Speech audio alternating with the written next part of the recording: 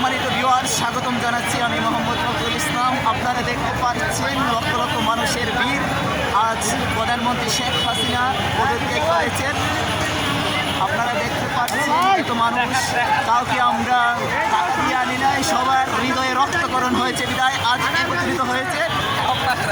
আপনারা দেখেন কাউকে 2 টাকা দেওয়া হয়নি।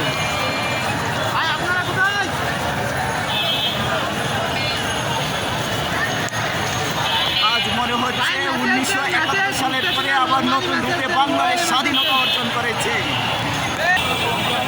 আজকের এই বিজয়ের দিনে গভীর শ্রদ্ধাভরে স্মরণ করছি আমার ভাই আবু সাইদ এবং আমার ভাই মুগ্ধ এবং শত শত ভাইয়েরা, যাদের রক্তের বিনিময়ে আজকের এই আমাদের নতুন রূপে বাংলাদেশের স্বাধীনতা অর্জিত হয়েছে।